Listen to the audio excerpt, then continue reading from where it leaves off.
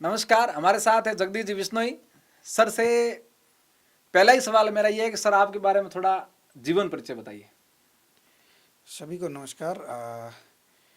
जीवन परिचय क्या है, सामान्य पृष्ठभूमि से मैं निकला और सामान्य कहना ही अपने आप में एक आज के समय में फैशनेट बन चुका है। खैर वो एक अलग बात है, क्योंकि आप जब किसी पद पे पहुंच जाते हो और फिर उसको सामान्य बोलना आसान है। लेकिन मैंने यहीं अपने ग्रामीण क्षेत्र बाड़मेर के ही धोरीमना ब्लॉक के रड़ू गांव में पैदा हुआ, वहीं बड़ा हुआ, वहीं सरकारी स्कूलों से पढ़ाई की। उसके बाद में गुरुकुल विद्या मंदिर धोरीमना में एक स्कूल है, वो हमारे ही भाई है गणपत लाल जी, उनकी स्कूल है, तो उनके साथ रह के वहीं पढ़ाई की। और वहाँ से दिल्ली यूनिवर्सिटी का रास्ता, माननीय एक हमारे यहाँ से ही सोनलाल जी गोसाई थे, वो दिल्ली यूनिवर्सिटी में प्रोफेसर थे, तो उन्होंने मुझे इस बारे में बताया कि दिल्ली यूनिवर्सिटी नाम की चीज़ है, कोई वहाँ जाके पढ़ना चाहिए। तो इसकी ज़्यादा जानकारी नहीं थी, मैंने पहली बार कभी सुना नहीं था, थोड़ा बहुत सुना था कि दिल्ली यूनिवर्सिटी नाम की कोई जगह है। उन्होंने बार बार रिपीटेटिवली बहुत बार फोकस किया कि क्यों नहीं आप उस जगह ट्राई करते हो। कई बार बोलने के बाद उन्होंने ज़बरदस्ती फॉर्म भरवा दिया और वहाँ से दिल्ली का सफ़र शुरू होता है। और कभी गया भी नहीं, जोधपुर भी नहीं गया था मैं उससे पहले, तो पहली बार गया दिल्ली और वहाँ जाकर एक दिल्ली यूनिवर्सिटी की कॉलेज में एडमिशन हो गया। और लास्ट मोमेंट पे हुआ, क्योंकि उस समय परसेंटेज का पूरा समीकरण बैठता था, उससे होता था। आज के समय में सीयूटी एंट्रेंस एग्ज़ाम हो गए। तो वहाँ से फिर ग्रेजुएशन मैंने किया, वहाँ की एक दिल्ली यूनिवर्सिटी की कॉलेज है खालसा कॉलेज, वहाँ से मैंने अपना ग्रेजुएशन किया। ग्रेजुएशन करते समय अलग अलग चीज़ों में भी एक्टिव रहे, पॉलिटिकली भी एक्टिव रहे, बहुत अलग अलग एंगल्स पे काम किया, संगठनात्मक नॉन संगठनात्मक। और वहाँ से फिर सोचा कि अब थोड़ा हायर एजुकेशन में जाना चाहिए, तो मास्टर्स करने में बनारस हिंदू यूनिवर्सिटी बीएचयू चला गया। वहाँ मैंने अपनी एमए की पढ़ाई की पब्लिक एडमिनिस्ट्रेशन में। पब्लिक एडमिनिस्ट्रेशन को जब पढ़ा, जब प्रशासन को समझा, तो एक समय तो लगा कि यूपीएससी करनी चाहिए, आईएएस बनना चाहिए, लेकिन फाइनेंशियली पोजीशंस वो नहीं थी कि आप यूसी यूपीएससी को परस्यू कर पाए या यहीं आईएएस पे बन मेरा पाए। एक सवाल है, आपके परिवार के बारे में आपने बताया नहीं। आपने स्कूली शिक्षा बताई लेकिन फैमिली बैकग्राउंड आपने नहीं बताया, सिर्फ इतना कह दिया कि मैं सामान्य परिवार से हूँ। नहीं, सामान्य मुझे ऐसा लगता है कि परिवार में तो वैसा नहीं है, क्योंकि मैं ज़्यादा बोलना खैर पसंद नहीं करता हूँ। पर खैर यही है कि मैं जब छोटा था तभी मेरे अ, मम्मी पापा दोनों गुजर गए। वो एक नेचुरली प्रोसेस था जिससे मैं गुजरा, और उसके बाद जिस तरीके से पढ़ाई हुई, मैं उस पर ज़्यादा चर्चा इसलिए नहीं करता हूँ क्योंकि वो मेरी अपनी एक पर्सनल जर्नी थी जिसको मुझे जीना था और किसी तरीके से आगे बढ़ना था, तो वो मैं बढ़ चुका हूँ अब। और हाँ, ये हो सकता है कि ये किसी लोगों के लिए जिनके पास आज के समय में बहुत सारी व्यवस्थाएं हैं, उनके लिए शायद ये मोटिवेशन हो सकता है। और वो मोटिवेशन बहुत कम काम करता है, इसलिए मैं कहता हूँ कि सेल्फ मोटिवेशन इम्पोर्टेंट है। तो वो परिवार में वो एक सामाजिकता जो रही है, जो हमारी भारतीय संस्कृति रही है, कि हम एक परिवार के रूप में क्यों सेलिब्रेट करते हैं इन चीज़ों को। इसलिए ही कि अगर घर में कोई और ना भी हो तब भी आप लाइफ में आगे बढ़ सकते हो, आपकी गति रुकेगी नहीं। जी। अगर वही मैं किसी और देश में होता तो शायद नहीं उस तरीके की ज़िंदगी जी पाता।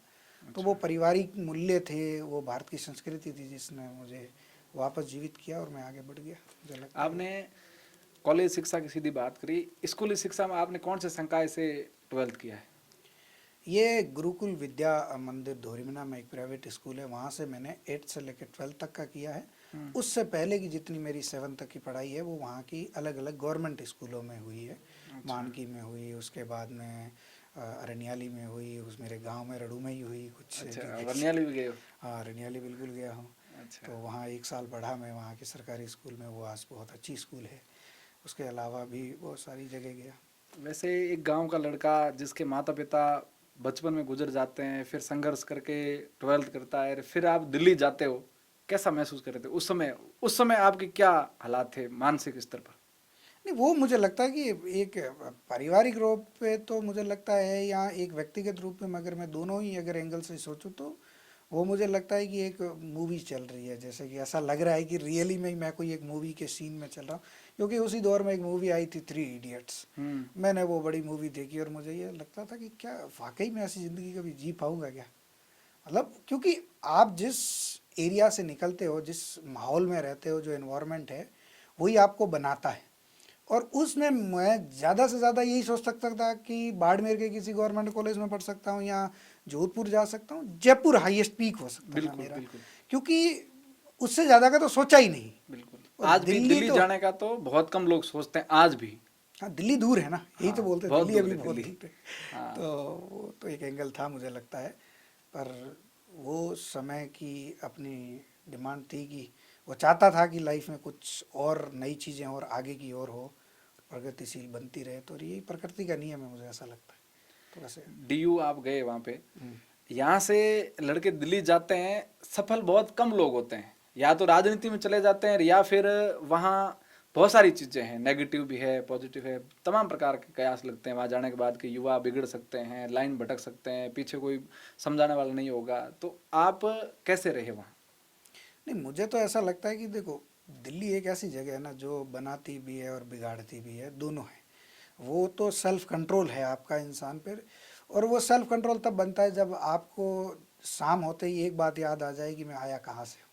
हम्म। अगर वो रात होते ही, वो कहते हैं ना कि दिन का भूला शाम को घर आ जाए तो उसे भूला नहीं कहते, वो वाली के सेम किस्सा है कि अगर आप डेली भूल जा रहे हो तब तो फिर तो भूले ही रहोगे, भटकते ही रहोगे, और सही बात। एक टाइम के बाद में आप अपनी लाइफ को उस लेवल पे ले जाते हो जहाँ से मुड़ के शायद आना बहुत मुश्किल होता है। इसलिए तो वो कहते हैं ना कि कई बार शौक होते हैं वो कब आपके मतलब त्रासदी में कन्वर्ट हो जाते हैं, आपको पता भी नहीं चलता। सही उसके बहुत सारे एग्जाम्पल भरे पड़े हैं, बात। जी। और जो स्कूलों के, डिस्ट्रिक्ट के, स्टेट के टॉपर रहे हैं, हम्म। वो इन सारी चीज़ों में इन्वॉल्व हो जाते हैं कि एक दौर के बाद में ये सारी चीज़ें आपको भी समझ में आने लग जाती है कि वो उन सब चीज़ों में इन्वॉल्व हो गए जिसमें नहीं होनी चाहिए था उनको।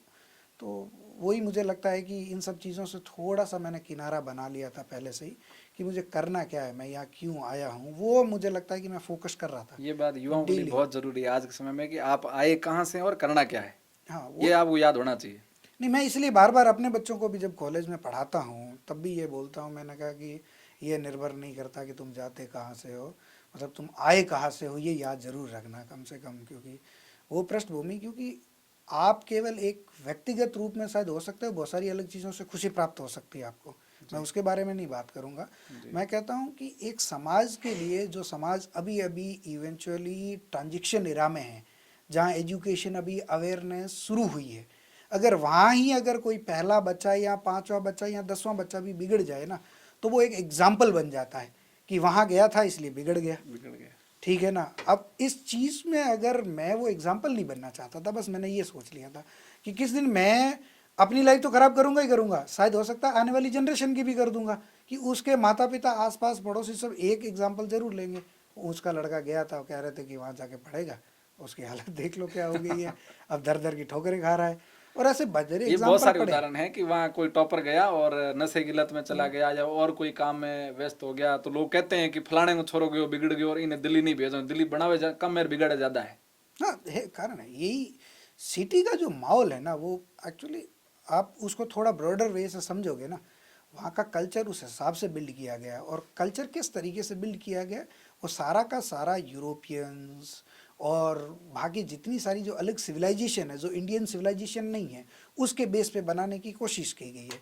उसमें जब कोई भी आदमी जाता है जिसने वो ज़िंदगी देखी नहीं, उसके लिए बहुत ज़्यादा फैशनेट लाइफ है। उसको लगता है कि मतलब मैं तो आज तक भटक रहा था, असली ज़िंदगी तो अब जीने आया हूँ।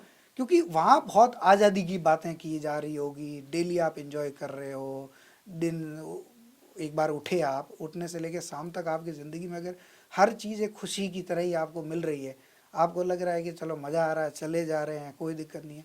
लेकिन मुझे लगता है कि लाइफ में जब डिसिप्लिन और ये सब खत्म हो जाते हैं, जो भारतीय संस्कृति का हिस्सा है, ठीक है ना, अपने आप में आप एक रेस्पॉन्सिबल, आप हिस्टोरिकली, मैं आज जब बच्चों को पढ़ाता हूँ तब भी यही पढ़ाता हूँ कि आज जितने सारे रूल रेगुलेशन की बात कर रहे हैं, उसको अगर ऐतिहासिक रूप से समझे तो भारतीय संस्कृति में तो धर्मा का कॉन्सेप्ट था, रोल एंड रेस्पॉन्सिबिलिटी का कॉन्सेप्ट था, ड्यूटीज़ का कॉन्सेप्ट था। बेटे की क्या ड्यूटी है, माता पिता की क्या ड्यूटी है, राजा की क्या ड्यूटी है, प्रजा की क्या ड्यूटी है, सारी चीज़ें से तो उसी से ही निकली है। जी। लेकिन हमारे लोग घर से निकलते ही बेटे की ड्यूटी भूल रहे हैं, फिर एक समाज का व्यक्ति होने की ड्यूटी भूल जा रहे हैं, एक देश के होने की है। केवल एक व्यक्तिगत सेंट्रिक इंसान जो बनता है ना, वो फिर उसको बिगाड़ने की तरफ के लेके जाता है। वो मुझे लगता है ज़्यादातर यूरोपियन सिविलाइजेशन से निकली हुई एक, जो हमारी एक सो कॉल्ड फ्रीडम वाली एक इमेज है, वो बच्चे को ज़्यादा बिगाड़ रही है। और जो बच्चा इस लत में नहीं गया वो आज भी सुधरा हुआ है, और ऐसा नहीं कह सकता, मैं कह रहा हूँ ज़्यादातर सुधरे हुए ही है। बस कोई नहीं यार, मजा तो तभी है ना जब थोड़े भटके और फिर सुधर गए। पता लगा कि बिल्कुल शरीफ शरीफ रहे और सुधर भी गए। अच्छा। अब उसको ये तो लगेगा कि यार वो तो देखता उधर भटकने में क्या था, हाँ, है ना। वो मैं कह रहा हूँ ना कि आपको जर्नी का मजा तभी आता है जब आपने एक ऑफ रोडिंग कर रखी है। सही बात। तब आप प्लेन पे गाड़ी आते हैं ना, आप सोचिए कि आप एक आधा घंटे घंटे भर के लिए एक बार खुरदरे या एक टूटी फूटी रोड पे गाड़ी चला रहे हो, और उसके बाद जस्ट बाद में एक प्लेन बढ़िया रोड मिल जाए, अब तुम्हें उस चीज़ का मज़ा आएगा कि अभी तक तो मैं परेशान हो रहा था ना, अब मेरे को असली सुख मिल रहा है। तो मुझे लगता है कि वो सब चीज़ें हैं, चक्र है वो बच्चा करते हैं। डीयू का छात्र सोचता कैसे है वहाँ, या ये बाड़मेर पीजी कॉलेज के राजस्थान यूनिवर्सिटी के लोग बच्चे सोचते हैं वैसे ही है, या आपके वहाँ का विचार और वहाँ की थॉट अलग है? नहीं, वहाँ का थॉट तो बिल्कुल जो खैर दो तरीके से सोचने की बातें हैं। एक तो जो डीयू को, जेएनयू को, सेंट्रल यूनिवर्सिटियों में एक जो विचाराधारात्मक या एक आइडियोलॉजिकल जो लड़ाई चल रही है, फाइट चल रही है, लेफ्ट राइट आप अगर उसको बोलो, शायद वो एक कॉन्सेप्ट अपने सिंपली भाषा में बोलो तो मतलब ये है कि एक दो धाराओं में पूरी विचारधारा बंटी हुई है जो आपस में एक लड़ाई लड़ रही है। तीसरा कोई ऑप्शन नहीं? तीसरा है, लेकिन मतलब ये है कि जो हिस्टोरियन है उन लोगों ने या जो फिलोसफर है उन्होंने पूरे विश्व को दो धड़ों में खड़ा कर दिया है। अब वो धड़ा भारत में भी आ पहुंचा है।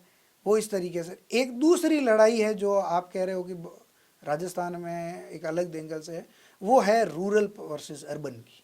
मतलब कि एक बहुत डेवलप्ड जगह से आने वाला बच्चा और एक गांव से आने वाले बच्चे की बस बात यही है कि एक आइडियोलॉजिकल वाले वो यूरोप जैसा बनाना चाह रहे हैं, एक आइडियोलॉजी भारतीय बनाना चाह रही है।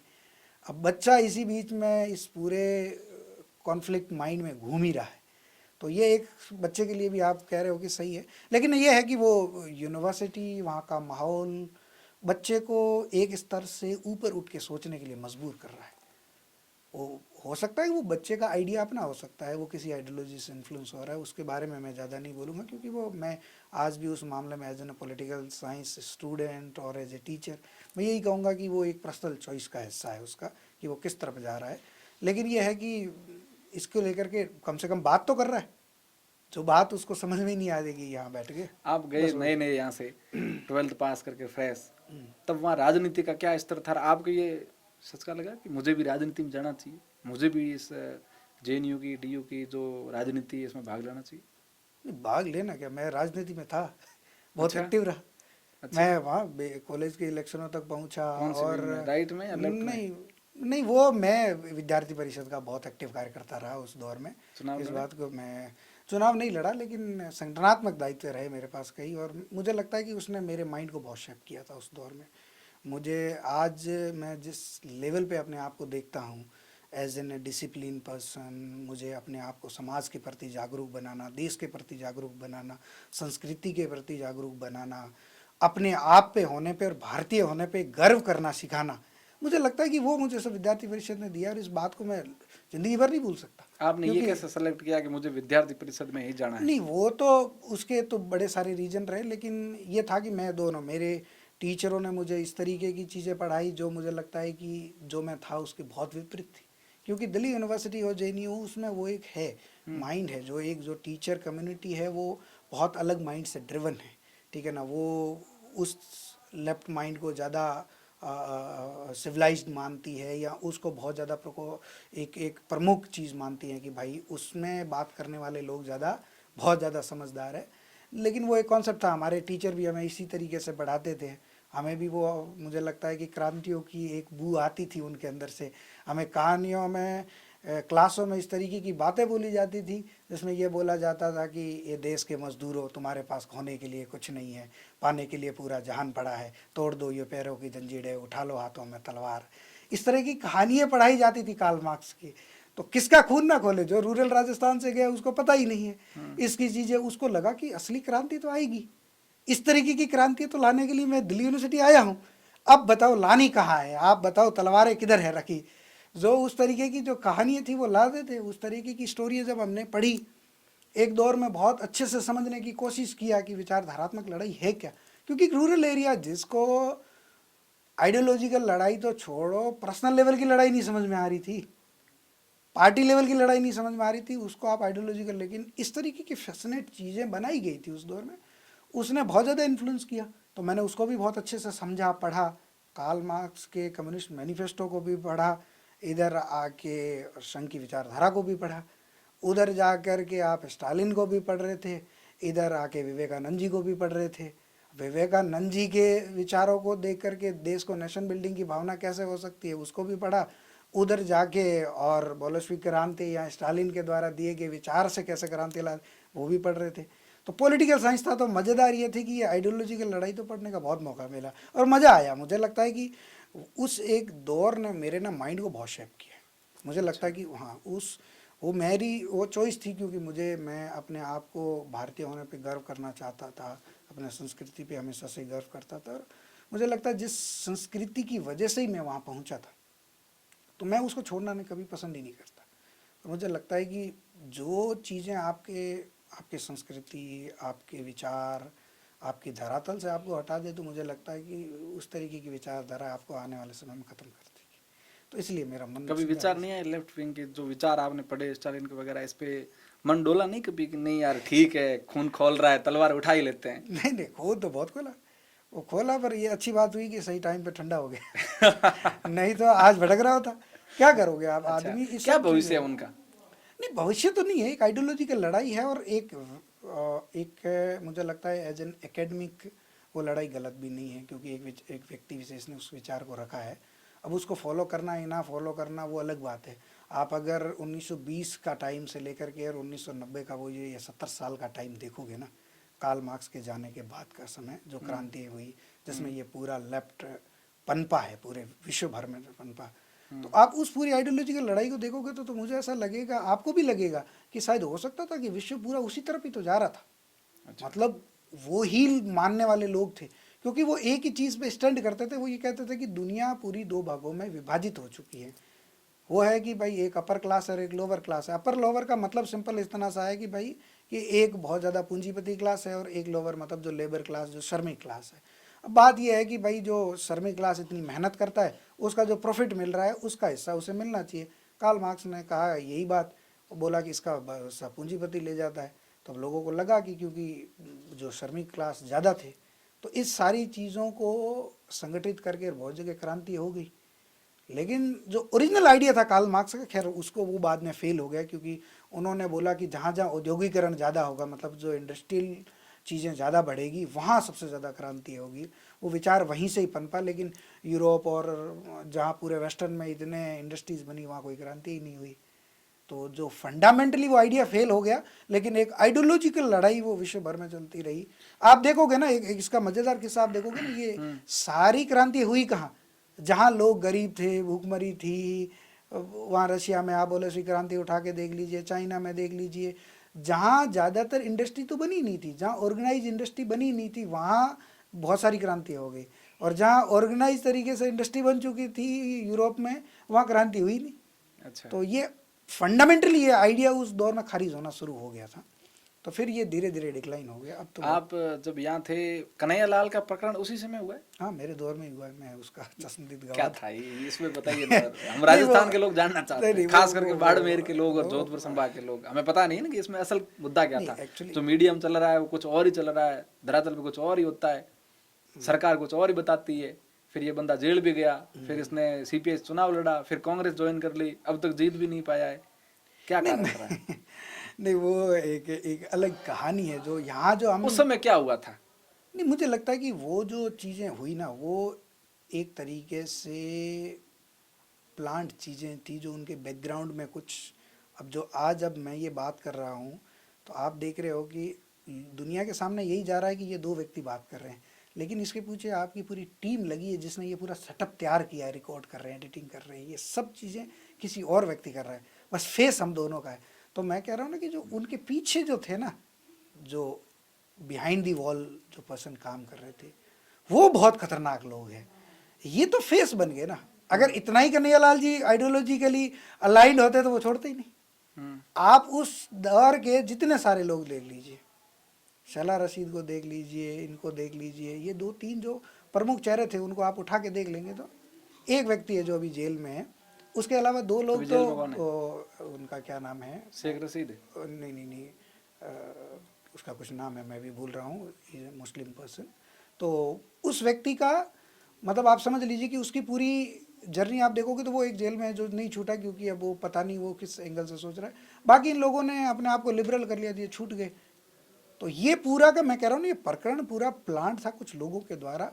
उनका मोटो था कि चीज़ों को अलग एंगल पे लेके जाना, उस आइडिया को। और मुझे लगता है कि इस आइडिया को समझने के लिए इसके इतिहास को समझना जरूरी है कि ये लोग आए कहाँ से, जेएनयू क्यों बना इसका हब, डीयू क्यों नहीं बना, कुछ कुछ यूनिवर्सिटी, जादवपुर यूनिवर्सिटी क्यों बनी, हैदराबाद यूनिवर्सिटी क्यों बनी, कारण दिल्ली यूनिवर्सिटी में क्यों है? क्योंकि यहाँ पे जो प्लांट लोग थे ना, जो जिस तरीके के जो फैकल्टीज अपॉइंटमेंट हुए, वो उस एक विशेष तरीके से हुए। आप अगर उसका भी इतिहास थोड़ा और बैकग्राउंड में जाके देखोगे तो जो जिसको लेफ्ट की हम बात कर रहे हैं ना, वो जब पहली बार बड़े लेवल पे केरला में जीत के आती है तो फिर वो एक इस बारे में बात करती है कि भाई हमें क्या चाहिए। कांग्रेस ने जब उनसे कहा कि अब इस चीज़ पे थोड़ा कॉम्प्रोमाइज़ तो करना पड़ेगा, क्योंकि उनको सिंगल पार्टी, एक लार्जर पार्टी बने रहना चाहते थे, तो लेफ्ट से डिमांड की गई कि आपको क्या चाहिए। तो लेफ्ट ने बोला कि हमें एजुकेशन इंस्टीट्यूशन दे दो, हमारा काम चल जाएगा। अब एजुकेशन इंस्टीट्यूशन क्यों चाहिए? क्योंकि उसके पीछे उनकी दृष्टि बहुत लंबी थी, जो बाद में हिडन दृष्टि को कोई समझ नहीं पाया। हिडन दृष्टि यही थी, सिंपल सी, जो लोग नहीं समझ पाए, वो ये थी कि इन इंस्टीट्यूशनों पे कब्जा करना मतलब ये है कि आने वाले जनरेशन, टॉप इंटेलेक्ट क्लास लोगों के माइंड पे कब्जा करना। इस बात को आप समझिए, बहुत ही अच्छा एग्जाम्पल है इसमें भारतवर्ष में नहीं, विश्व भर में, वो था ओशो। ओशो को लोगों ने एक रील में भले ही समझा, लेकिन ओशो ने हमेशा अपनी बातों में कहा कि उसने अपनी लाइफ में इन्फ्लुएंस किसको बोला, उसने इन्फ्लुएंस किसको किया। आप अगर देखोगे तो पूरे विश्व भर के साइंटिस्टों को, बड़े बड़े फिल्म मेकर को, बड़े बड़े इंटेलेक्ट को।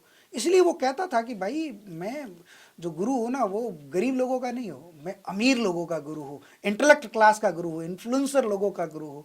वो जैसे जेएस मिल जैसे लोगों के जो विचार थे ना, उनका गुरु था, जो इस बात को कहता था कि unsatisfied is Socrates better than the satisfied pig. अब वो उस तरीके के लोग, वो एक क्लास बनाना चाह रहे थे, आप समझो उस चीज को। वैसे ही क्लास जो होगी, जो उनके आइडिया से ही इन्फ्लुएंस होके जाए, वो कौन थी? उनको पता था कि इंटेलेक्ट क्लास जो आने वाले समय में ब्यूरोक्रेसी में होगी, वो अगर हमारे हो गए ना, तो वो इन इंस्टीट्यूशनों से निकली। आप देखिए, वो तो अच्छी बात ही है कि सरकार ने इस चीज़ों को ठीक से मैनेज कर लिया था एक दौर में, तो वो इतनी त्रासदी नहीं थी। नहीं तो भारत भी आज एक, मुझे लगता है कि बड़ी क्रांति के कगार पे खड़ा होता। नहीं, वो तो पीछे की बात आप सही बता रहे हैं, लेकिन उस दिन क्या हुआ था? क्या पाकिस्तान मुर्दाबाद के नारे लगे थे? नहीं, बिल्कुल लगे थे।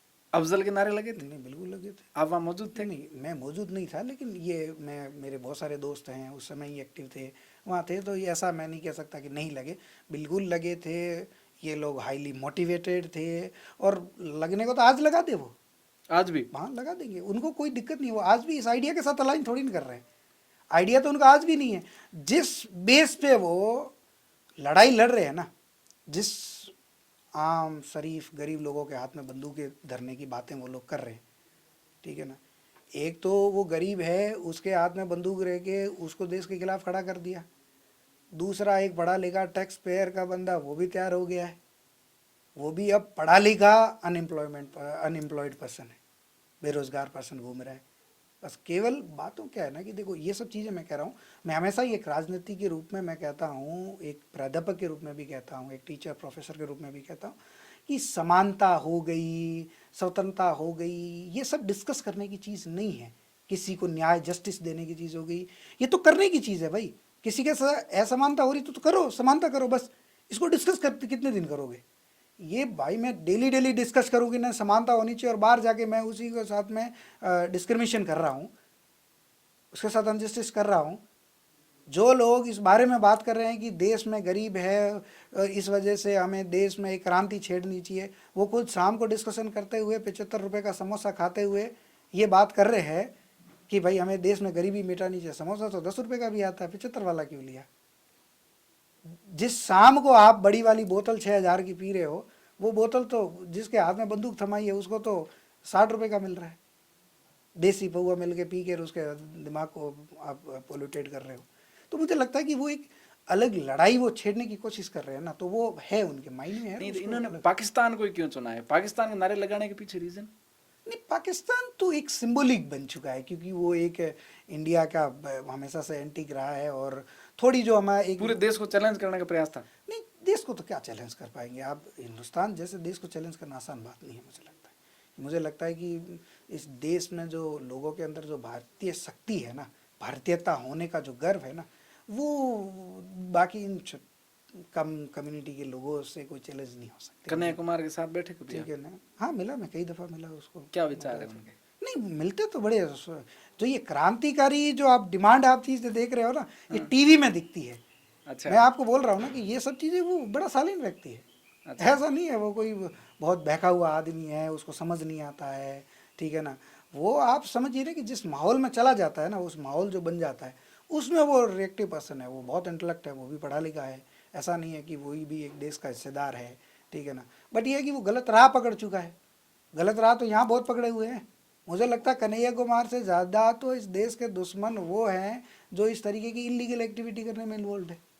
आप उस प्रोसेस को भी तो समझिए कि जो यहाँ सप्लाई कर रहे हैं चीज़ों की। मुझे तो लगता है कि वो तो चलो विचारधारा की लड़ाई है, 4 दिन में ख़त्म हो जाएगी, लेकिन जो नशे पते की इस तरीके की समाज में चीज़ें आ चुकी है, वो तो जनरेशन ख़त्म कर रही है ना। मैं कह रहा हूँ कि वो भी एक एंगल है, वो तब कम से कम उस बंदे को ठीक किया जा सकता है, और वो समय के अनुसार बदल रहा है, लिबरल हुआ है। अभी हो सकता है कि आने वाले समय में राष्ट्रीयता भारतीय की बात कर रहा है। क्या बात कर पहले रहे जो हो? हाँ कर रहा है वो गारंटी है। सबको ज्वाइन करवा दोगे क्या? नहीं ज्वाइन तो नहीं हो सकते, कोई ज्वाइन नहीं होगा, लेकिन ये है कि उसके पास बेस्ट पॉसिबल सॉल्यूशन यही था कि वो कांग्रेस में आ सकता, वो उसने अच्छा, किया। इच्छा ऐसा कुछ भी नहीं है? और क्या करेगा, बीजेपी उसको ले नहीं सकती क्योंकि अपना वोट कटिंग तो करेगी नहीं। ये रियलिटी है। क्या ये तो विचार है, देखो, लेने का है?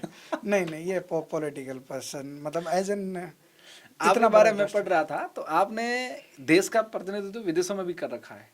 कौन कौन से देश की यात्रा कर रखी है? मैं कई देशों में सिंगापुर गया था, हांगकांग गया था, मलेशिया, मतलब मेरा थोड़ा इंटरेस्ट है जो साउथ ईस्ट एशिया में बहुत रहा है, तो मैं इन कंट्री में बहुत, भूटान वगैरह इन सब कंट्री में तो बहुत ट्रैवल किया। मैं उस बड़े में ये था कि मैं लास्ट ईयर मुझे 2023 में मुझे मौका मिला यूनाइटेड नेशन में भारत का प्रतिनिधित्व करने का। वहाँ मैंने भारत के इन सारे पक्षों को रखा था, वो मेरे लिए बहुत बड़ा मोमेंट था। बाकी मैं प्रोफेशनली एकेडमिकली जाता ही रहता हूँ। मोदी के आने के बाद और मोदी जी के आने के पहले क्या अंतर देख रहे हैं आप विदेशों की यात्रा करी तो ये मीडिया में दिख रहा है कि विदेशों में ये हो गया है, वो हो गया है, कांग्रेस कह रही है कि कुछ भी नहीं है, सिर्फ दिखाया जा रहा है। आप तो गए हैं, क्या महसूस किया आपने? नहीं, ये मानना पड़ेगा क्योंकि देश जिस तेज़ी से आगे बढ़ रहा है ना, उसमें मोदी जी का बहुत बड़ा योगदान है। और हमें उस लीडरशिप को, शायद मैं आपको बार बार लोगों को भी बोलता हूँ कि मोदी जी के लीडरशिप को शायद आज हम उतना एडमायर नहीं कर पा रहे हैं, ठीक है ना। आज उस व्यक्ति को आप एक प्रधानमंत्री के रूप में क्यों देख रहे हो? उस आदमी के पीछे की स्टोरी समझिए आप, उसने कितना काम किया है। एक वो नेता आज पीएम बना है ना, जो आप असली मायने में जो थ्योरी थी प्लेटो की, एक आइडियल स्टेट की थ्योरी थी, उसमें वो स्टेज बनाना था कि भाई एक किंग को कैसा होना चाहिए जो राज्य को लीड करेगा, उसके लिए वो बहुत सारे स्टेज बताता था। उस स्टेज से मोदी जी गुजर के आए हैं, अगर आप देखोगे ना सही तरीके से। उन्होंने ग्राउंड पे, ऐसा कोई जिला नहीं है जा रहे, उस जिले से लेकर के उस आदमी ने जब समाज को समझ लिया, अब वो देश को समझ रहा है और देश को उसी दिशा में लेके जा रहा है। और उससे मैं कह रहा हूँ कि देश का जो एक अपने लेवल पे एक स्टैंड बना है, क्लियर हुआ है। आज इतना कॉन्फिडेंटली एज एन भारतीय होने पे हमारा कोई भी मंत्री जाके बोल पाता है, हमारे लोगों को इतना सम्मान मिल रहा है, वो मुझे लगता है कि अंतर्राष्ट्रीय स्तर पे हुआ है, ठीक है ना। डिप्लोमेटिकली चीज़ें इधर उधर होती रहती है, वो हर दौर में हुई है। और ऐसा नहीं है कि मैं कह रहा हूँ कि पास्ट में भी हमारे बहुत सारे अच्छे पीएम रहे हैं, उन्होंने बहुत योगदान दिया है कि मोदी जी ने उसको आगे लेके गए हैं। और बात यह है कि मोदी जी ने जो मॉडल 1.5x में चल रहा था उसको 2x कर दिया है, बहुत तेज़ी से तेज़ चल रहे हैं हम। बट ये है कि बहुत सम्मान जो है एक इंडियन होने के नाते जो हमारे ऊपर एक दो दृष्टि थी ना एक दूसरे विदेशी लोगों का। अभी मैं एक बड़ा एग्जांपल दे देता हूँ आपको। रिसेंटली मैं जब दिल्ली में आ रहा था, जो जयपुर तक मेरे साथ फ्रांस के कुछ 2 ट्रैवलर बैठे हुए थे, तो मैंने रैंडमली बात शुरू किया, वो इंडिया में ट्रैवल करने आए थे। उन्होंने मोदी जी की इतनी तारीफ कर दी जितने तो मैंने मेरी लाइफ में किसी और से सुनी होगी भारतीय से। इतनी तारीफ क्यों कर रहे हैं? अब वो मेरे से बोले वो नेपाल जाने वाले थे, अब बोल रहे हैं कि दिल्ली में आपसे मिलने आएंगे, बात करेंगे, मज़ा आ रहा है। मतलब उनको लगा, जबकि मैं तो उनके अगेंस्ट में बोल रहा था क्योंकि मैं सोच रहा था कि विदेशी व्यक्ति भारत के बारे में क्या सोचता होगा, भारतीय लीडरशिप के बारे में क्या सोचता होगा, भारतीय होने के आइडिया के पीछे क्या सोचता होगा। तो मुझे लगता है कि वो मैंने उनके मुंह से सुना तो मुझे लगा जेन्युइनली वो इम्पैक्ट है। जबकि वो दोनों एक आईटी में है, उनके साथ में जो मैडम थी वो एक अपना लोकल इंडिविजुअल कंसल्टिंग का कोई काम करती है, वो दोनों पॉलिटिकल बैकग्राउंड की नहीं है, लेकिन उनकी जो सोच है मोदी जी के प्रति वो बहुत ही आइडियल थी। अच्छा, यहाँ से वापस लौटते हैं आपके जीवन पर। आप बनारस हिंदू विश्वविद्यालय भी गए, क्या अनुभव रहा वहाँ का, और यहाँ का बच्चा वहाँ कैसे जा सकता है, क्या प्रोसेस है और कैसा वहाँ का माहौल है? नहीं, बहुत ये आपने सही सवाल पूछा, क्योंकि मुझे लगता है कि भारत के इस और ख़ास करके इस वेस्टर्न राजस्थान के बच्चे को ना इन सेंट्रल यूनिवर्सिटियों में जाना चाहिए। अच्छा। और बात यह है कि बच्चों को अभी पता नहीं है कि सेंट्रल यूनिवर्सिटियों के नाम पे DU, JNU, BHU ही नहीं है, उससे करीबन 50 से ज़्यादा यूनिवर्सिटी हैं सेंट्रल यूनिवर्सिटी, जिनको सेंट्रल फंड करता है, जिसमें बहुत मिनिमम फीस है, बहुत ही अच्छी एजुकेशन व्यवस्था है। आपको करीबन 15-20 हज़ार रुपये की फ़ीस में आपको एक इतने क्वालिटी के एकेडमिक्स इन्वायरमेंट मिल रहा है, ठीक है ना, जहाँ केवल पढ़ाया ही नहीं जा रहा है, आपके व्यक्तित्व विकास पे बात की जा रही है, आपकी लीडरशिप इन्हेंसमेंट पे बात की जा रही है, आपको एक अच्छा सिटीज़न कैसा बनना है उस पर बात की जा रही है, एम्प्लॉयमेंट पे बात की जा रही है। तो मुझे लगता है कि ये सारी चीज़ों के लिए बच्चे को जाना चाहिए। और मैं खुद गया तो मेरा जो BHU का एक्सपीरियंस है माइंड ब्लोइंग है। मतलब आप एक बार जाके देखिए उस यूनिवर्सिटियों को, वो अपने आप में एक जीती जागती संस्कृति है, मदन मोहन में मालवीय जी की बनाई हुई। उसमें आप एक बार एंट्री ले लोगे ना, आपको लगेगा कि मैं एक नई दुनिया में हूँ। वो मुझे लगता है कि एक अमेजिंग एक्सपीरियंस था मेरे लिए पर्सनली। तो मुझे लगता है कि मैंने बहुत अच्छे से उस चीज़ को महसूस भी किया, फील किया, और मैं मेरे ज़िंदगी के जो गोल्डन टाइम एरा जब लिखूंगा ना, तो उसमें मैं BHU को ज़रूर लिखूंगा। उसने मुझे मेरे व्यक्तित्व विकास में बहुत योगदान दिया। अच्छा। वो मुझे लगता है कि ऐसे बहुत और अलग यूनिवर्सिटी भी है। मैं ये कह रहा हूँ केवल BHU की मैं तारीफ़ कर रहा हूँ ऐसी बात नहीं है, लेकिन BHU जाना चाहिए, क्योंकि भारत की एक one of the oldest city में वो इंस्टीट्यूट बना हुआ है। तो वो सिटी अपने आप में ही बहुत खूबसूरत है, और उसी के अंदर बनी माँ मना की बगिया, तो क्या ही कहना है उसका। अच्छा, आप से मेरा एक सवाल है कि ज़्यादातर छात्र दिल्ली विश्वविद्यालय में जाना क्यों प्रेफर करते हैं? बिल्कुल, ये भी एक, क्योंकि हाँ ये भी है कि यहाँ पे बाड़मेर की गवर्नमेंट स्कूल से लेकर के जयपुर से जोधपुर तक और भी कई जगह वहाँ क्यों ना जा करके, तो उसके बड़े दो सिंपल जवाब है। एक, वहाँ का इन्वायरमेंट जो बच्चे को बहुत कुछ चीज़ें सिखाता है, जो कि आपको यहाँ मौका नहीं मिलेगी, क्योंकि वहाँ पढ़ाई के अलावा बहुत कुछ हो रहा है। अच्छा। जैसे कि वहाँ सोसाइटी, जो आपका इंटरेस्ट है, ऐसा कोई आपके इंटरेस्ट एक कॉलेज में नहीं होगी, तो आसपास कैंपस की लाइफ है उसके पास, पूरा एक इकोसिस्टम मिल रहा है, एक एनवायरनमेंट मिल रहा है कि वो जैसा चाहे अपने इंटरेस्ट के अकॉर्डिंग अपने लाइफ को शेप कर सकता है, अपने भविष्य को बना सकता है। और दूसरा मुझे लगता है कि जो क्वालिटी ऑफ फैकल्टी मेंबर्स हैं वहाँ, आप समझिए कि गवर्नमेंट कॉलेज होते हुए भी इतनी रेगुलर क्लास है। अच्छा। बहुत रेगुलर क्लास है, एक टीचर गया नहीं दूसरा अंदर, बाहर गेट पे है। मुझे कई बार ऐसा होता, टोकना पड़ता है कि मुझे कोई आके टोक देता है, या मुझे टोकना पड़ता है कि सर मेरा टाइम हो चुका है। मतलब अच्छा। मुझे ऐसा कई बार फील आता है कि हम किसी प्राइवेट कॉलेज में पढ़ाते हैं, मतलब। और ऐसा नहीं है कि वो लोग कोई फोर्स कर रहा है। आप एक चीज़ सोचिए कि दिल्ली यूनिवर्सिटी के किसी प्रोफेसर का सिग्नेचर नहीं होता है कि वो कॉलेज आया या नहीं आया, कब गया कब आया, कोई सिग्नेचर नहीं है। नहीं आओ, 240 का स्टाफ है, किसको पता कौन आया कौन नहीं आया। अच्छा। कोई सिग्नेचर नहीं करता है DU का प्रोफेसर किसी भी कॉलेज में। आप समझिए कि फिर भी कोई क्लास आपको खाली नहीं मिलेगी, कभी कोई प्रिंसिपल विजिट पे नहीं जाता। मतलब जो एक आइडियल रिस्पॉन्सिबिलिटी, जो मैं कह रहा हूँ ना कि वो जो DU ने की है ना, मैं ये कह रहा हूँ कि मैक्सिमम जो प्रोफेसर है वो बहुत ज़्यादा अपने चीज़ों को लेके पंक्चुअल है। भला ही हो जाए थोड़े आप लिबरल हो जाओगे, लेकिन वहाँ का बच्चा ही नहीं छोड़ेगा आपको। आप सोचिए ना कि देश का गरीब वहाँ आ गया है। मैं आपको लिटरली बता रहा हूँ कि घर आया हुआ हूँ पिछले कुछ दिनों में, लेकिन मेरे पीछे अभी भी मैं कॉलेज का काम कर ही रहा हूँ। सर हमें वहाँ कब जाना है, ये कब करना है, सर आप वापस उस दिन ओरिएंटेशन में कब आओगे, मैसेज में बच्चों के जवाब सवाल चल ही रहे हैं।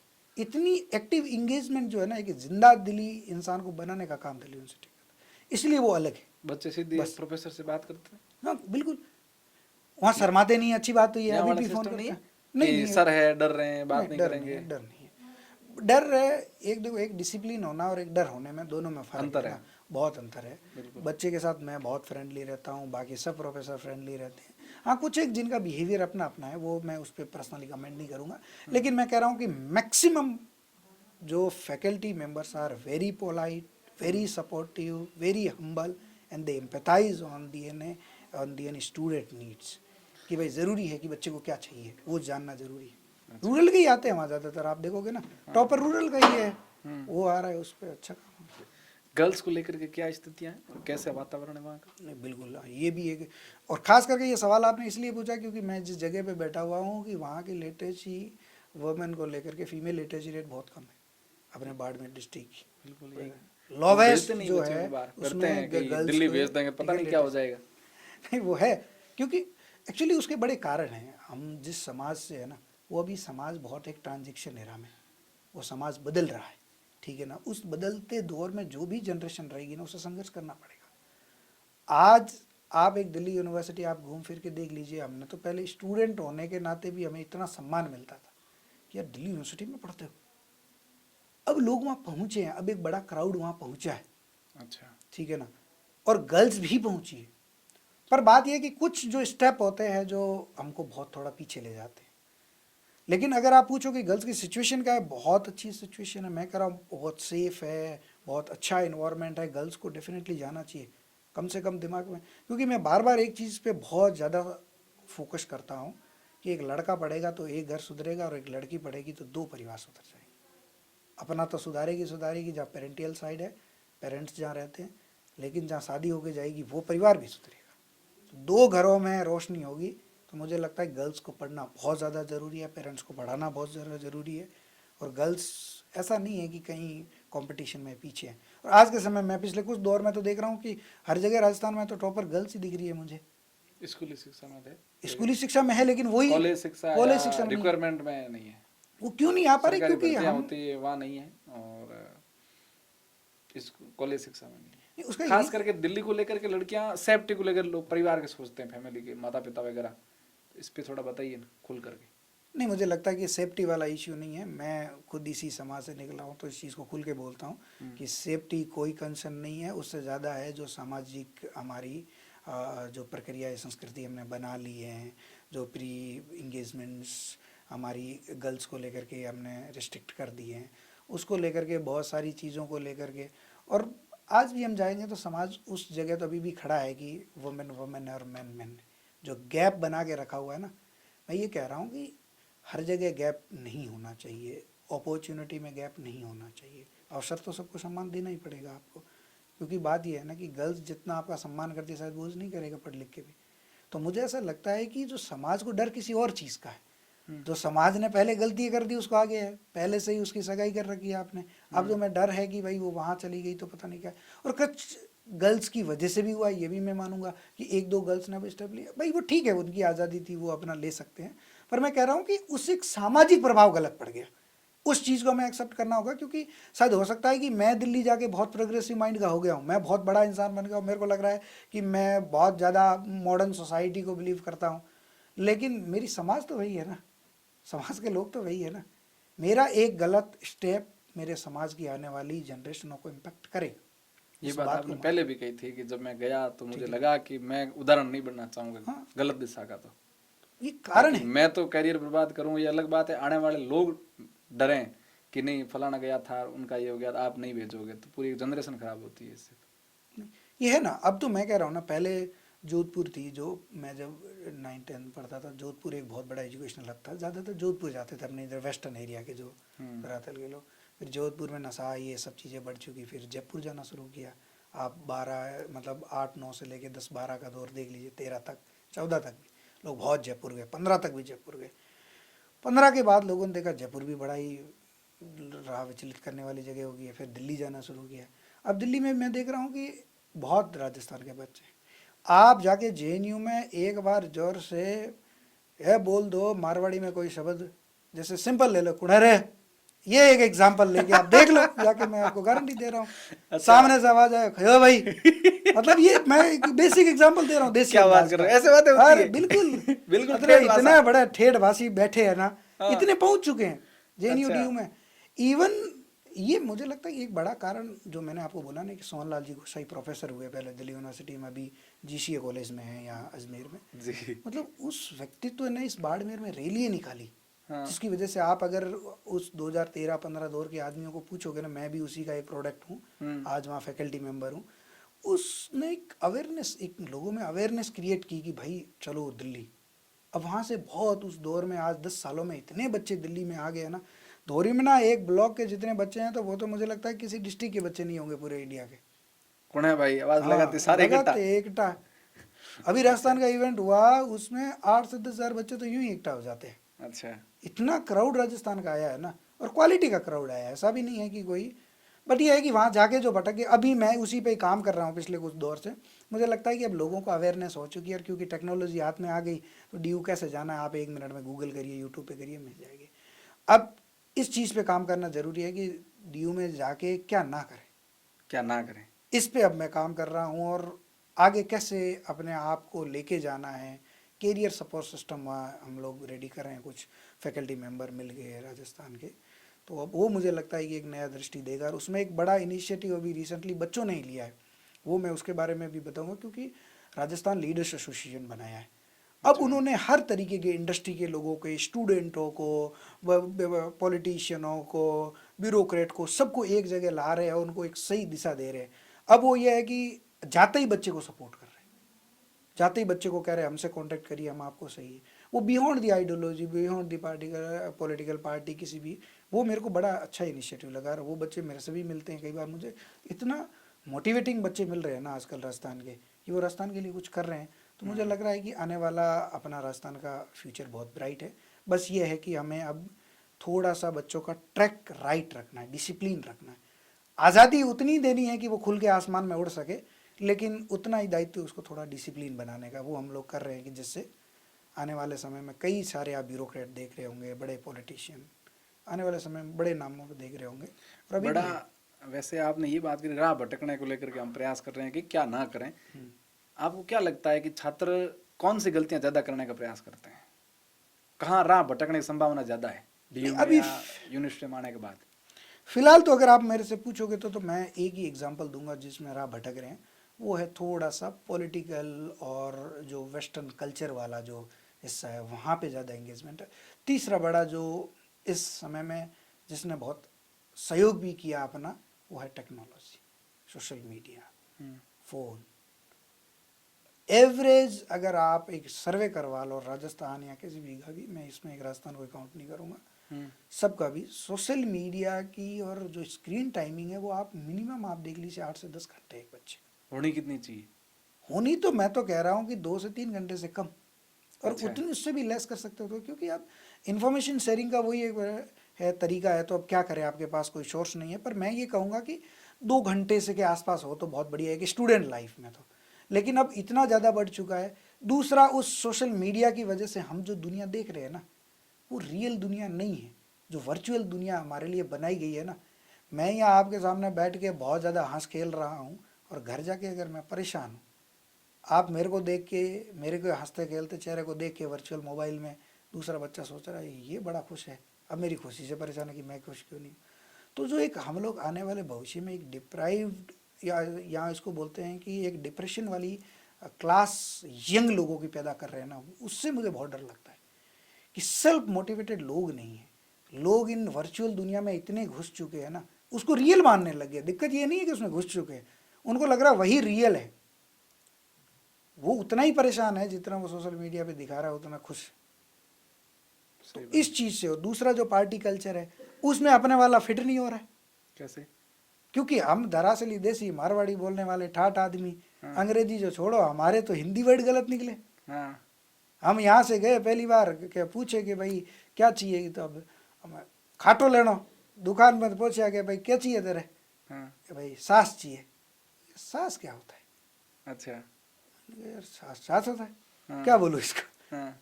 फिर मैंने बड़ा दिक्कत की, 2 बार 3 बार नहीं समझा पाया मेरे को। यार मैंने कहा गलत क्या बोला, सास ही तो बोला। बोला कि छाछ होती है वो, सास नहीं होती है। ठीक है ना, तो ये बड़े छोटे वर्ड है, ठीक है ना। अपने हम बोले, उसके बड़े मजे लेते थे हमारे ग्रेजुएशन में बच्चे, तो हमारे तो उसको छोड़ दो आप अंग्रेजी को, हम तो हिंदी ठीक से नहीं बोल रहे, मारवाड़ी, हमारी पढ़ाई भी उस लेवल पे हुई है। तो हमें पहला टास्क है हिंदी में। अब बच्चे उस माहौल फिट नहीं हो रहे हैं, कोशिश कर रहे हैं आज भी। अब क्या है, अपने लोगों का एक पूरा बड़ा लॉबी बन चुके हैं, तो वो अब अपने आप में डर तो नहीं रहे। आप उठा के देख लीजिए, डीयू के ज़्यादातर बड़ी कॉलेजों में प्रेसिडेंट, वाइस प्रेसिडेंट, बड़ी सोसाइटी जो क्लब बने हुए हैं जो अलग अलग एक्टिविटियों की, उसको लीड करने वाले राजस्थान के बच्चे। हिंदू कॉलेज का पिछले 3 साल से तो जो प्राइम मिनिस्टर बनता है वो राजस्थान का बच्चा है। अच्छा। बड़ी बड़ी कॉलेजों में आप जिनका भी नाम उठा के देख लो, सब राजस्थान के बच्चे बन रहे हैं। खास करके मैं तो बता रहा हूँ, धोरीबना का बच्चा, बाड़मेर के प्रॉपर बाड़मेर का बच्चा, शायद अभी भी वो बाड़मेर का ही है, मैं इतना नहीं, यहाँ है तो अपनी इधर वेस्टर्न बेल्ट का ही, वो बच्चा भी वहाँ का पीएम बना हुआ हिंदू कॉलेज का, मतलब प्राइम मिनिस्टर बनता है वहाँ नेता के रूप में। तो आप समझोगे उस पूरे गणित को कि तो अपना लोग गया। लेकिन इससे के अलावा जो लोग उसमें फिट नहीं हो पा रहे हैं, उनका क्या?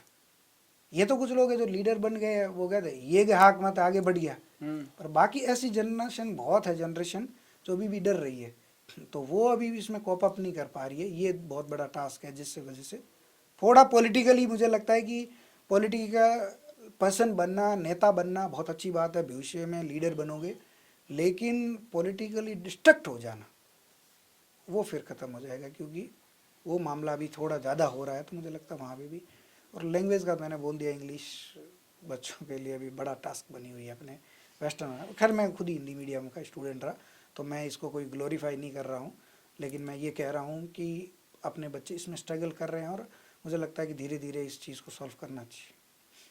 इसमें एक है, एक सवाल मुझे भेजा कि सर से आप पॉडकास्ट करो तो एक सवाल जरूर करना कि यहाँ जो कोचिंग की जो स्थिति है ना दिल्ली के यूपीएससी को लेकर के, राजस्थान का लड़का यूपीएससी की तैयारी के लिए दिल्ली जाता है, वहाँ कोचिंग में क्या हालात है? नहीं हालात देखो, मैं जिस पोजीशन पे हूँ ना, मैं वो एक नोबल और एक आइडियल पोजीशन है, तो मैं कोचिंग अपने आप में एक उस आइडेंटिटी को भी ज़्यादा सपोर्ट करता नहीं, ठीक है ना। मेरा मन बार बार यही कहता है कि भाई कोचिंग एक लिमिट तक ठीक है, उसके बाद लेकिन अब वो यूपीएससी का हर जगह कोचिंग कल्चर इंडिया में इतना प्रमोट हो गया है, ठीक है ना, तो वो बच्चे को ऐसा लग रहा है कि वही ठीक है, चीज़ वही पढ़ा रहा है, कहीं और अच्छे से पढ़ा रहा है, उसको नहीं है, बस उसको वो नाम के लिए कोचिंग जाना है तो वो जा रहा है, वो बात अलग है। कोचिंग आपको, मैं बच्चों से अभी भी रिक्वेस्ट करता हूँ कि कोचिंग आपको ना आईएएस बना सकती है, ना कोई जॉब दिलवा सकती है, कुछ नहीं कर सकती। कोचिंग का एक सिंपल सा रूल है, वो इतना सा है कि वो आपको गाइड करती है कि एक टाइम तक आप सिलेबस कंप्लीट कर सकते हैं। उसके अलावा कोचिंग का कोई रोल नहीं है आपको शेप करने का। जितनी कोचिंग वाले बता रहे हैं उससे ज़्यादा तो फ्री का यूट्यूब पे पढ़ा है, वो क्यों नहीं कर रहे हो आप? तो मैं कह रहा हूँ कि बच्चों को कोचिंग की तरफ ज़्यादा नहीं भागना चाहिए। हाँ लेकिन माहौल बन गया है तो अब बच्चे जा रहे हैं। हाँ वहाँ का इन्वायरमेंट थोड़ा यूपीएससी वाला है, तो वो इसलिए थोड़ा सा वहाँ बच्चे जा रहे हैं, जाना भी चाहिए, मुझे ऐसा भी नहीं है नहीं जाना चाहिए, पर ज़्यादा डिपेंडेंसी ना बनाए कि यूपीएससी करना है तो कोचिंग लेना है। अच्छा, ठीक है ना। आप डीयू की बात कर रहे हैं, वहाँ आवासीय सुविधाएं कैसी है छात्रों के लिए रहने को लेकर? ये है कि ये थोड़ा सा एक प्रॉब्लमेटिक सवाल है, क्योंकि दिल्ली में इतने ज़्यादा कंस्ट्रक्शन नहीं है, और कंस्ट्रक्शन है तो बहुत ज़्यादा हाई पेइंग, वो आपको रेंट देना पड़ेगा। लेकिन शेयरिंग में रहोगे तो मुझे लगता है कि उतना भी कोई हाई कॉस्ट नहीं है, क्योंकि एरिया बदल दोगे। यहीं बाड़मेर में भी आपको एक जगह पे आपको वही मकान मिलेगा 5,000 का, वही थोड़ा सा अंदर जाओगे ढंग के इलाके में जाओगे तो 20-25 हज़ार का हो जाए। वो सेम सिस्टम वहाँ है। वहाँ आप एक रूम में 3 भी रह सकते हो, एक में एक भी रह सकता है, एसी लगाओ, कूलर में भी काम चला। तो जितना अपन अपने आप को डीकंडीशनिंग करके थोड़ा बहुत कंट्रोल कर लेंगे तो मुझे लगता है कि हो जाएगा। पैसों की वजह से एजुकेशन मत रोकना, भीख मांग के भी अगर शिक्षा लेनी पड़े तो ले लेना, क्योंकि मैंने खुद ने लिए हैं पैसे। आप जानते होंगे, आई डोंट नो कितने लोग जानते हैं, ललित के पवार है हमारे पूर्व में यहाँ के कलेक्टर रहे, ठीक है ना, और उनसे आपको भी बात करता हूँ, अभी रिसेंटली मैं मिला भी था उनसे, उन्होंने मेरे को पैसे दिए, मेरे पढ़ाई के दौर में दिए। आज उनको गर्व होता है। अभी मैं कुछ ही दिन पहले जब फिर आया था बाड़मेर तो उनसे मिला था, वो इतना खुश हुए मुझे से मिल के कि शायद उन्होंने बोला कि मैंने इस तरीके की बहुत जगह पैसे दिए होंगे। सोहनलाल जी भी यही सोचते हैं, हमारे जो प्रोफेसर थे जिन्होंने मुझे सपोर्ट किया, ठीक है ना, जिन्होंने, मेरे भाई ने भी, जो गणपत लाल जी है जो गुरुकुल स्कूल के ओनर है, मेरे भाई हरीश है, उन्होंने भी ये सब चीज़ों ने, आज जब सोचते हैं तो इन सारे प्रोसेस में एक चीज़ है कि भाई फाइनेंशियली जिससे जितनी हेल्प हो पड़ी उसने की, लेकिन मैंने उसके अलावा भी ज़रूरत ज़्यादा थी तो मैंने किसी और से लिया। आज उनको इस बात की खुशी होती है कि सक्सेसफुल हो गया तो बहुत अच्छी बात है, अब वो पैसा उनका काम आ गया ना। तो मुझे लगता है कि उनके लिए असली आउटकम उस फाइनेंशियल पैसा दे देंगे। देखो दिल्ली में भी आप मांगने चले जाओगे ना, मैं अशोक गहलोत पास कर गया था, क्या बात कर रहे हो? मांगने उनको, हाँ उनके सेक्रेटरी साहब से कुछ पैसा लेके भी आया। अच्छा, तो मैं कह रहा हूँ ऐसे नहीं है, पार्टी लाइन पे कहीं कुछ नहीं भाई, पैसा चाहिए, स्कॉलरशिप चाहिए। कॉलेज में मैंने फीस नहीं भरी सेकंड ईयर थर्ड ईयर की, कॉलेज में हाथ खड़ा कर दिया, ही नहीं पैसे, क्या सोच, फिर कॉलेज वालों ने क्या कहा? क्या बोला कि बोला रेस्ट यहाँ तो स्कूल में बाहर निकाल दे बच्चे नहीं, को। मैं कॉलेज में क्या करेंगे मेरा, मैंने कहा है ही नहीं तो क्या करोगे आप। आज भी आपको फीस स्लिप दिखा दूंगा, 0 रुपये भरे मैंने। कहते थे कि कंसेशन देना पड़ेगा, मैंने कहा है ही नहीं, आप मेरे को इस बेस पे बाहर निकाल दो कॉलेज से, मैं फीस नहीं भर पाया। नहीं निकाल सकते? नहीं निकाल सकते आप, तो गवर्नमेंट यहाँ तो छात्रों को निकाल दें बाड़मेर में तो। नहीं, ऐसा वहाँ नहीं कर सकते हैं, क्योंकि यही तो बात है ना कि उस इंस्टीट्यूशन में ये वहाँ प्रोफेसर भर देगा आपकी फीस। अगर आप जेन्युइन पढ़ने लिखने वाले बच्चे हुए ना, आप प्रोफेसर से मांग लो, भर लेगा, क्या फर्क पड़ना है उसको। यही तो बात है, डी का प्रोफेसर 1.5 लाख रुपए कमा रहा है, उसको क्या फर्क पड़ना, 10-15 हज़ार रुपये बच्चे की फीस भर दी तो। अच्छा, ऐसा अच्छा मिल रहा है उसको। ऐसा और कोई वाक्य? नहीं, बहुत सारे वाक्य है। मैं कह रहा हूँ ना कि मेरे को पर्सनली मैं ग्रेटफुल हूँ समाज के उन लोगों को जिन्होंने मुझे इस पूरे धारा में सपोर्ट किया। मैं कह रहा हूँ फाइनेंशियली फैमिली भी उतनी नहीं थी, क्योंकि अपनी अपनी है, एक लिमिट तक ही कर सकता है आप इंसान ना। मैं कह रहा हूँ कि अब बाकी यही है कि मेरी अपनी लड़ाई थी, मुझे आगे जाना था, तो मैंने उसमें जितने संघर्ष कर सकता हूँ उतने किए, और मैंने जहाँ पैसा मांगना था वहाँ मांगा। आज भी बहुत, मैं भी आज भी दे रहा भी। अच्छा, ठीक है ना। वैसे एक बात तो मैं कहना चाहूँगा ऑन कैमरा कि सर का हम इंतजार कर रहे हैं 6 बजे से, और सर हमारे पास आए थे कितने बज गए, 10:45 पे, और 12 बजते इनकी ट्रेन है, तो पॉडकास्ट तो करना था 2 घंटे का। आज वो सारी बातें नहीं हो पाएगी, या तो अगली बार आएंगे तब करेंगे, नहीं तो हम कभी दिल्ली जाएंगे तो सर से समय लेंगे। इसलिए अब जाते जाते मैं आपसे 5 मिनट हमारे राजस्थान के इस कल्चर के युवाओं को और यहाँ के छात्रों को, बेरोजगारों को, स्टूडेंटों को आप क्या मैसेज देना चाहेंगे? मैसेज तो एक ही है कि देखो, संघर्ष करते रहो। संघर्ष में मतलब अगर आपकी इंटेंशन, डायरेक्शन, ठीक है ना, आपने बहुत अच्छी बना रखी है ना, तो मैं कह रहा हूँ कि ज़िंदगी में किसी दिन फेल भी हो जाओगे तो आपको उतना बुरा नहीं लगेगा कि लड़ा तो सही ना मैं, एक सही डायरेक्शन में, ठीक है ना। ज़रूरी नहीं है ना, मैं इसलिए बार बार कहता हूँ कि भाई ताली उसके लिए भी बजा देना जो अपनी ज़िंदगी की रेस में जीते नहीं है, ठीक है ना। हारे है तो क्या हुआ, संघर्ष तो उन्होंने भी तो बराबर किया है, एक जीत गया और एक हार गया, तो उससे क्या है, ठीक है ना। तो वही तो वो जो कहानी है, वो कविता है ना कि दुर्बल बनो और ऊंचे ऊंचे पर्वतों को जब चीरते हुए तुम अंतिम मंजिल तक पहुंच जाओगे, तब तुम्हें पता लगेगा कि उस पत्थर की गहराई में या कठोरता में और आपके कठोरता में कोई अंतर नहीं रह गया, क्योंकि आप उतने कठोर बन जाओगे एक दिन, ठीक है ना। तो ये मुझे ऐसा लगता है कि ये एक संघर्ष है। मेरे को जो ज़्यादातर चीज़ें लग रही है वो है कि ज़्यादातर बच्चे ड्रग्स वगैरह में, ये जितने सारे नशे पते में जा रहे हैं, इनसे बच जाओ। मैं वेस्टर्न में जिस तरीके से वेस्टर्न को, राजस्थान को जाते हुए देख रहा हूँ ना, इन समाज के लोगों को, बड़ा युवा, मतलब ज़रूरी है, देखो एक दौर से गुजर रहे हैं जिसमें हमारे पास इतने रोज़गार नहीं है, लेकिन मैं आपको ये दावे के साथ कह सकता हूँ कि आज 21st सेंचुरी में जितने अपॉर्चुनिटीज़, आज अवसर जितने आज इस समय हमारे पास अवेलेबल है ना, दुनिया में कभी नहीं रहे। हर समय में आप हर पे, बस ये है कि आपको उस पर मेहनत तो करनी पड़ेगी, ये कोई नहीं है। और मैं भी ये नहीं कह सकता हूँ कि कोई, और बार बार कहते हैं लोग संघर्ष है, मैं कह रहा हूँ कि भाई मेरा मन था तब संघर्ष किया ना, लेट जाता कमरे में बंद होकर, कौन संघर्ष करने को बोल रहा था। मैं असली बोलता हूँ, स्ट्रगल या संघर्ष उसने है जिसको 2 टाइम की रोटी नहीं मिल रही। मैं क्वालिटी की लाइफ जी रहे हो आप लोग, अगर आपके घर में उतनी है तो आप कोई संघर्ष नहीं कर रहे हो, फिर आप अपनी चॉइस से लड़ाई लड़ रहे हो। आप समाज में अच्छा करना चाहते हो, देश के लिए अच्छा करना चाहते हो, इसलिए लड़ रहे हो, परिवार की स्थिति सुधारना चाहते हो, समाज की स्थिति। और वो जब आपके मन में आ जाता है ना, राष्ट्रीयता, ये संस्कृति, देश, समाज, ठीक है ना, जब तुम अपनी इंडिविजुअल लड़ाई ना लड़के एक सामूहिक रूप से, एक समाज के रूप में लड़ रहे हो, एक व्यक्ति के रूप में ना लड़के, तो मुझे लगता है कि फिर ये सारी चीज़ें आपको छोटी लगने लग जाती है। और अब भी बस बच्चे को, अपने यहाँ की जनरेशनों को वो माइंड शिफ्ट करना है। तो इसलिए उस शिफ्ट करने का सही जरिया ये है कि सेंट्रल यूनिवर्सिटियों में जाओ, फॉर्म भरो, 22 तारीख लास्ट डेट है, उससे आगे बढ़े तो और जो बच जाए वो भी भरें, लेकिन ज़्यादा से ज़्यादा भरो।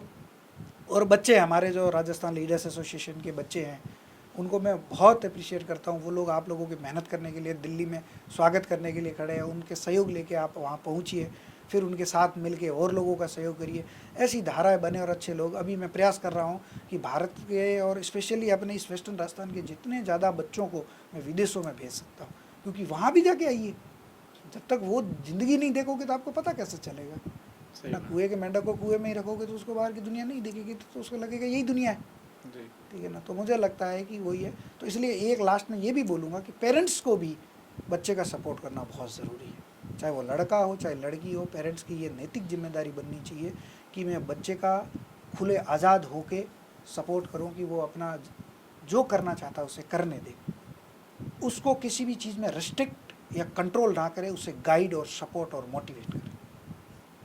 आप किसी को भी कंट्रोल नहीं कर सकते, ठीक है ना।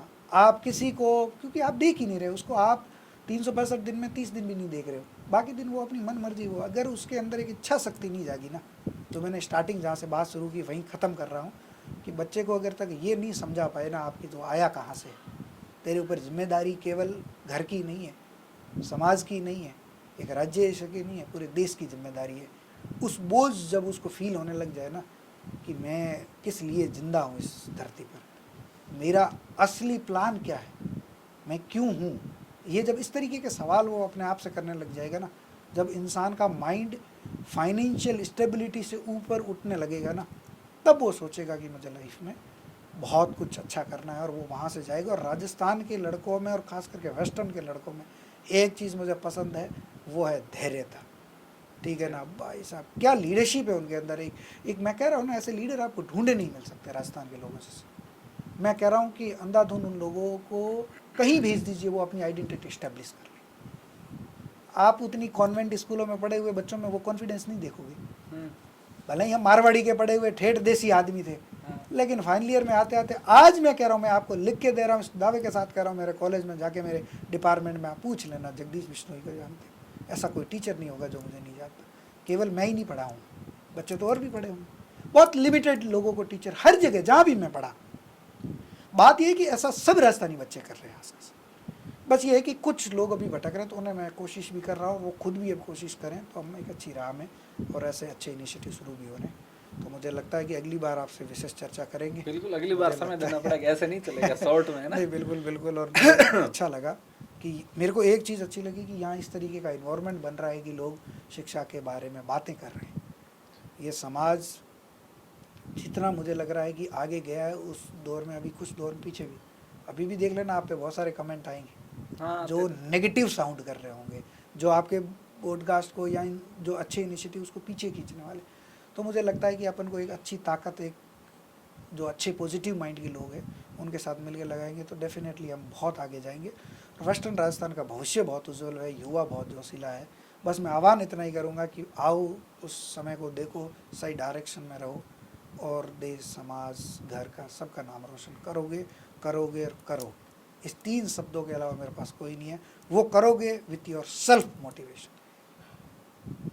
इस बार कभी भी don't wait for the external motivation, only force that can make you the perfect person or perfect leader, that is your internal ability, internal motivation, internal leadership, ठीक है ना। वही सब आपको सब कुछ बना सकते हैं। आत्मीय मन ही आपको बनाएगा, और वो जिंदा रखना और आप बन जाए। यही बस कह के बहुत बहुत धन्यवाद, आपने बुलाया। समय कम है, इसलिए आज चर्चा को यहीं ख़त्म करते हैं। सर कह रहे थे कि हमारी हिंदी भी ठीक नहीं है, यही समस्या हम भी गुजर रहे हैं। अगली बार बहुत सारी बात करेंगे, राजनीति की भी बात करेंगे, बात इनके पूरे कैरियर पर भी करेंगे, और देश के आगामी भविष्य पर भी चर्चा करेंगे। तो मैं सर का धन्यवाद करता हूँ, और इस वीडियो को आप पूरा देखिएगा और शेयर करिएगा। थैंक यू, जय हिंद।